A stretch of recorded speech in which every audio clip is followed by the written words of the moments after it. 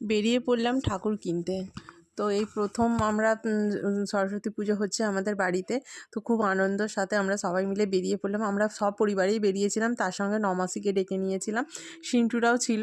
তো যাই হোক, আমরা দুজনরা বাইক নিয়ে গিয়েছিলাম আর মায়েরা গিয়েছিল টোটো করে, যেহেতু ঠাকুরটা আনতে হবে ওই জন্য টোটো করে। তো যাই হোক, রাস্তার মাঝখানে হাই রোডে উঠে সবাই মিলে চা খাওয়া হলো। চাটা খেয়ে আবার রওনা দিলাম। তো গিয়ে দেখলাম আমি অন্তত প্রথম গেলাম প্রশস্তয় ঠাকুর কিনতে। তো ওখানে গিয়ে দেখলাম কত সুন্দর সুন্দর ঠাকুর, কত মানে ঠাকুরের মুখগুলোই আলাদা।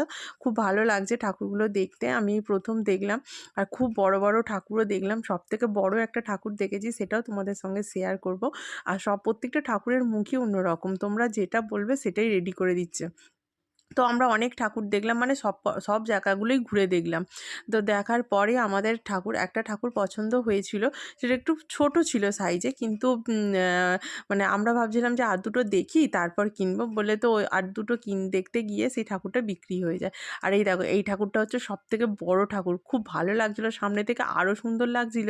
এটা অরিজিনাল কাপড় পরে আছে, সামনে থেকে আরও সুন্দর দেখতে লাগছিল। যাই হোক, তারপর আরও অনেক ঠাকুর দেখলাম। তো লাস্টে দেখো, একটা ঠাকুর আমাদের পছন্দ হয়েছে। তো তার আগে দেখো, এইসব ঠাকুরগুলো আমরা দেখছিলাম, যে থিমের ঠাকুরগুলো, যে কত সুন্দর মুখটুকগুলো সাজিয়েছে, করেছে। মানে পুরোটাই মাটির দিয়ে কাপড়গুলো করা আছে। এত সুন্দর লাগছিল যে কি বলবো। লাস্টে এই ঠাকুর টাকে আমাদের পছন্দ হলো। এখানে এসে বসার ওপরই আমরা খুঁজছিলাম যেহেতু। তো যাই হোক, এই মা আমাদের ঘরে আসবে বলে এই মাকেই আমাদের পছন্দ হলো। তো যাই হোক, এই ঠাকুরটাকে আমরা মানে পছন্দ করলাম। লাস্টে এই যে বসে আছে দেখো, বিনা হাতে নিয়ে। তো এটাই আমাদের লাস্টে সবারই পছন্দ হলো এই ঠাকুরটাকে এক চান্সে।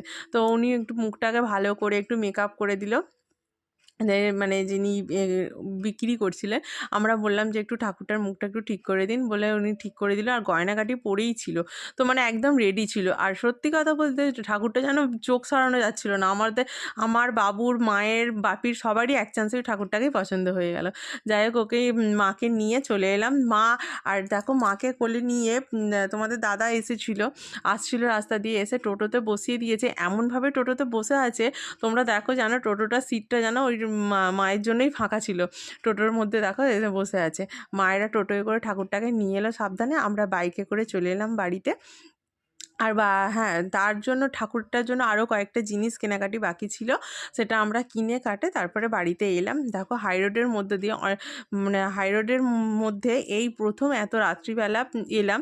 না, তার আগে একবার এসেছিলাম, কিন্তু আজকে মানে এলাম, প্রচুর জ্যাম ছিল। তো অনেকটা জ্যাম কাটিয়ে এলাম। তো দেখো,